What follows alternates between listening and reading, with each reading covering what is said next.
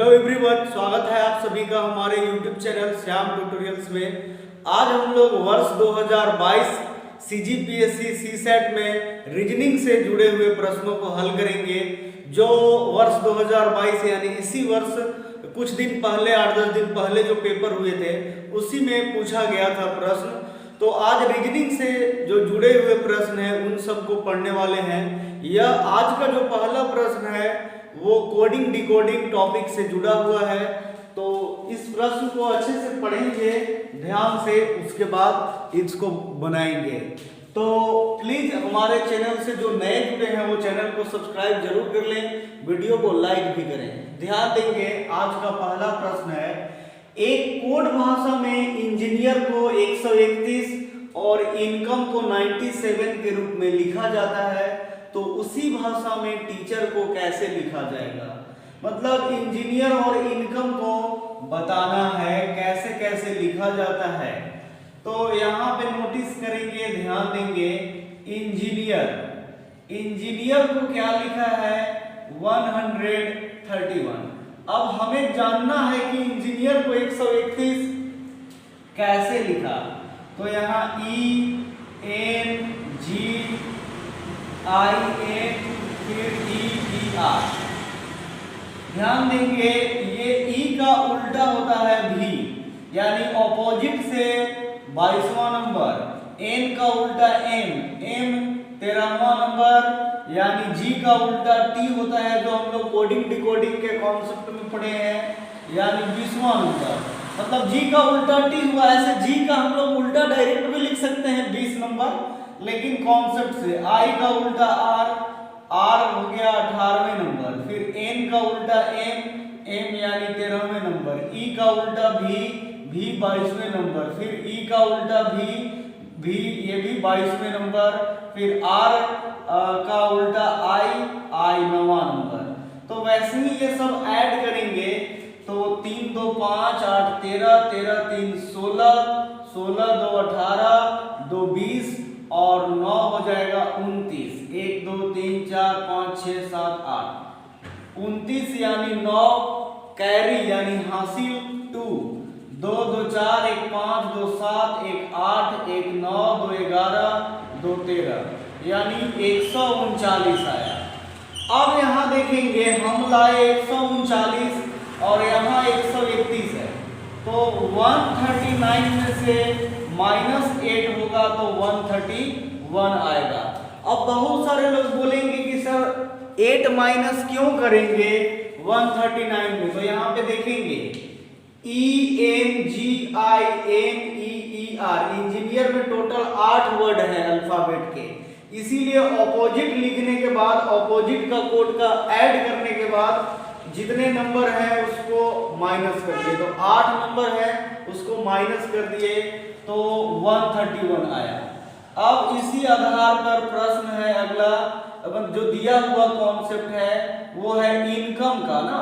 तो इनकम को 97 लिखता है, तो I का हम लोग मानते हैं R यानी 18वें नंबर, N का हो जाएगा M 13वें नंबर, C का हो जाएगा X यानी 24वें नंबर, O का हो जाता है LO यानी M का उल्टा L तो L 12वां नंबर, फिर M का हो जाएगा N 13वें नंबर, फिर E का हो जाता है V 22वें नंबर।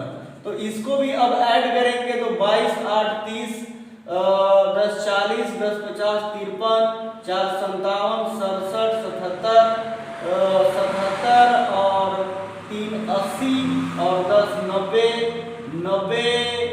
और ये 10 100 और 2 102 और 1 2 3 4 5 6। तो सॉरी, शायद लगता है कहीं पे ऐड करने में मिस्टेक हो रहा है। तो सबको ऐड करेंगे तो 8 3 11 4 15 15 2 17 17 3 19 और 2 21। R 18, I का R हुआ, N का उल्टा M हुआ, C का उल्टा X हुआ, O का उल्टा L, M का उल्टा N, E का उल्टा V।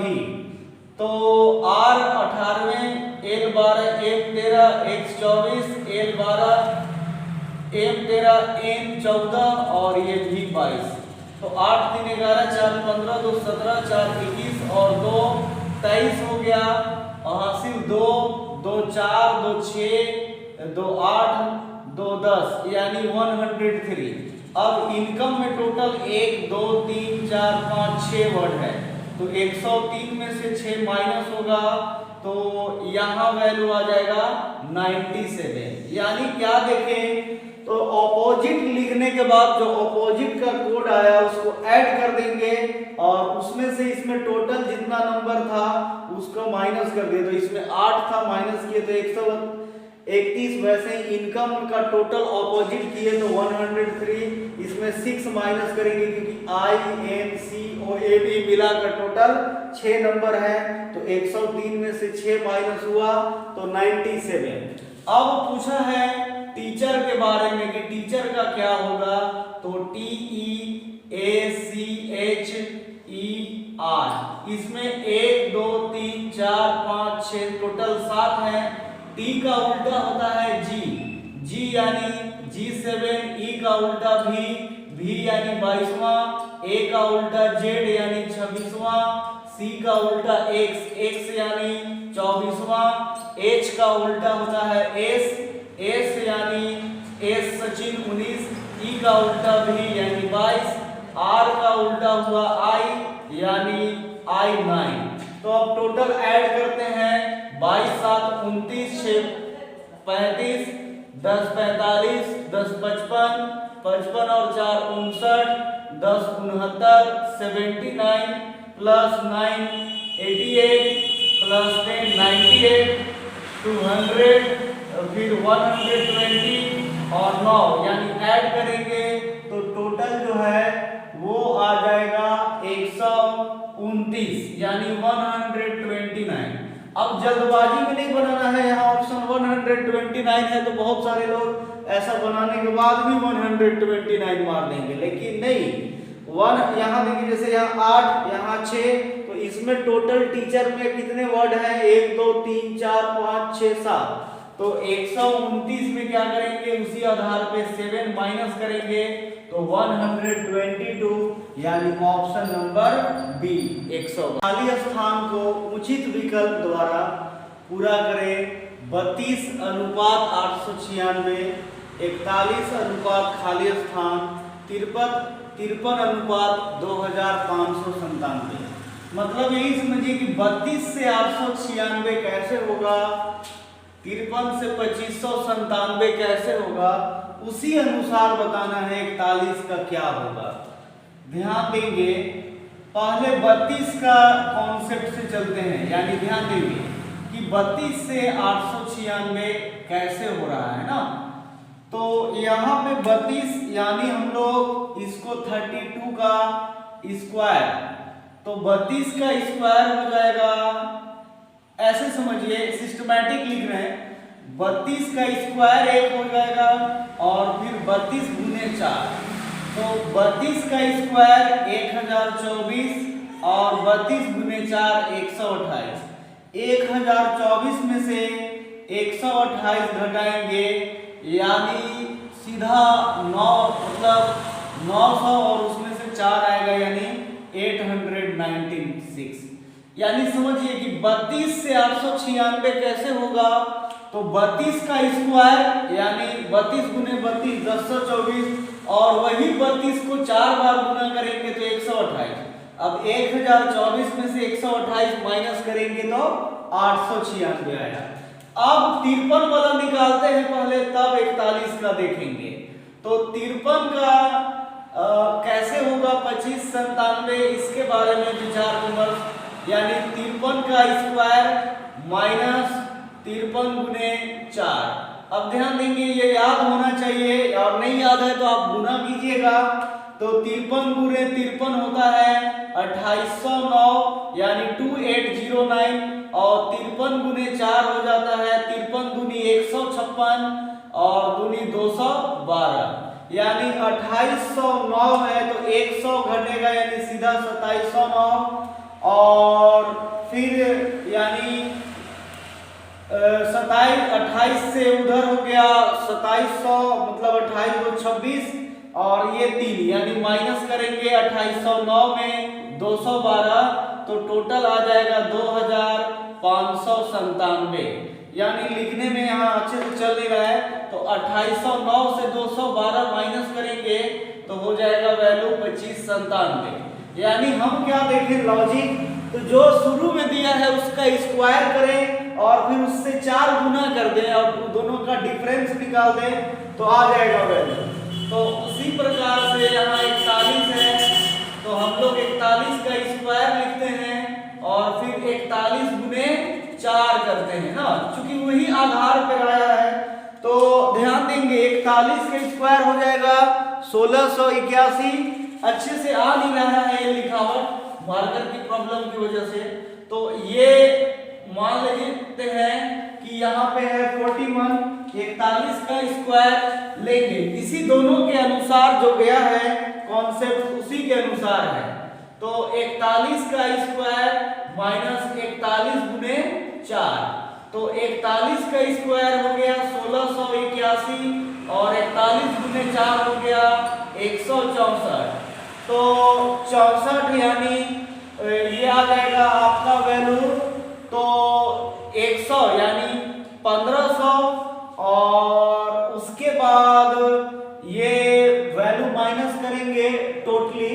तो देखिए जैसे 81 में से यानी 1 में से 4 गया तो 11 में से 4 गया यानी 7 आएगा, ठीक है ना। अब 8 यहाँ 7 में से 6 यानी 1 हो गया और 16 में से 1 यानी 15। 1681 में से 164 घटाएंगे तो 1517 आएगा, ऑप्शन बी। मतलब जो दिया हुआ है जैसे 32, तो 32 का स्क्वायर माइनस उसका 4 गुना यानी 32 का 4 गुना, तो डिफरेंस निकाल दिया गया। वैसे 53 का स्क्वायर और 53 गुने 4 तो आ गया। तो उसी प्रकार जो बीच का टर्म था 41 का स्क्वायर माइनस 41 गुने 4, 41 का स्क्वायर 1641 और 1681 और 41 गुने 4 164, माइनस करेंगे तो 1517, ऑप्शन बी फाइनल आंसर। चिन्ह के स्थान पर उचित संख्या का चयन करें। 143, 159, 207, 219, 255 खाली स्थान। 4 ऑप्शन है 279, 275, 264 और 304। ध्यान देंगे यहाँ 143, 159, 207, 219, 255 फिर खाली स्थान है यानी प्रश्न सूचक। अब देखिए 143 से 159 के बीच का डिफरेंस यानी हम लोग माइनस करके निकाल देंगे, तो 143 और 159 यानी 16 हुआ ना। फिर 159 से 207 के बीच का जो डिफरेंस है यानी प्लस आगे बढ़ रहा है वो 48 है। फिर 207 से 219 यानी ये जो डिफरेंस जाएगा वो कितना का है, 207 से 219 का, तो 12 यानी प्लस 12 हुआ। फिर ये 19 से 55 गया यानी 19 6 25, ये 36 हो गया। यानी ऐसे देखिए 16 तिया 48, 12 तिया 36। अब यहाँ पे ना बहुत सारे लोगों को कंफ्यूजन बनता है कि तो सर ये किस प्रकार का पैटर्न जाएगा या कैसे जाएगा, इसके बारे में लोग ज्यादातर कंफ्यूज होते हैं। तो यहाँ देखिए ऐसे भी समझिए, इधर भी तो जा रहा है एक पैटर्न। अब ये कॉन्सेप्ट गया, लेकिन इधर से भी देखेंगे तो ये 36 और ये 12 48, मतलब ऐसे भी जा सकते हैं। और यानी दोनों के बीच 12, फिर 12 से 16, 12 से 16 का मतलब ये 4 का हुआ। तो यहाँ पे नोटिस कीजिएगा, हम यहाँ लिखते हैं जैसे एग्जांपल समझिए 264 ना, तो 264 यदि हम यहाँ पुट करेंगे तो 264 यानी 255, तो 5 255 में 5 गया 60। ध्यान देंगे लॉजिक पे, ध्यान देंगे 55 में 5 गया 60 और 9, यानी यदि यहाँ पे 264 होगा तो ये दोनों में एक डिफरेंस 9 आएगा। ध्यान देंगे। और यदि 9 आया तो अब देखिए लॉजिक कॉन्सेप्ट बदल जाएगा। ये 9 का टेबल यानी 4 बार में 36, फिर यहाँ से 12 चौका 48, यानी 4 बार का टेबल जाने लगेगा। यही समझिए, मतलब ये ध्यान देना है, नोटिस करना है। ऐसे यदि यहाँ 264 लिखेंगे तो ये 9 से 36 यानी प्लस 16 48 12 36 9 आया, यानी ऐसे इधर से सिस्टमैटिक समझेंगे तो 9 गुने 4 36 हुआ। अब 36 का 1/3 हो गया 12, फिर यहाँ जो 12 आया उसका ये 4 गुना हो गया 48, फिर ये 48 का 1/3 हो गया 16। यानी क्या लॉजिक 264 रहेगा तो बिल्कुल एकदम लॉजिकली चलेगा इधर से। हालांकि स्टार्टिंग में प्लस माइनस इधर से ध्यान दीजिए, और फिर जब एग्जैक्ट पुट हो जाए तो असली कॉन्सेप्ट इधर से ले लिया। 9 चौका 36, और 36 जो आया उसका 1/3 12, फिर 12 जो अगला आया उससे फिर इधर 4 गुना 48, फिर 48 का 1/3 16। यानी यहाँ फाइनल 264, ऑप्शन नंबर सी होगा 264। तो ध्यान देंगे, ये आज के पार्ट में इतने ही प्रश्न पढ़ने वाले हैं। इसके अलावे अगले भाग में और भी रीजनिंग के प्रश्न पूछेंगे, प्रश्न हल करेंगे। तो प्लीज मेरे चैनल श्याम ट्यूटोरियल से लगातार जुड़े रहें, वीडियो को लाइक भी करें, सब्सक्राइब भी करें और कमेंट्स करना बिल्कुल भी ना भूलें। धन्यवाद।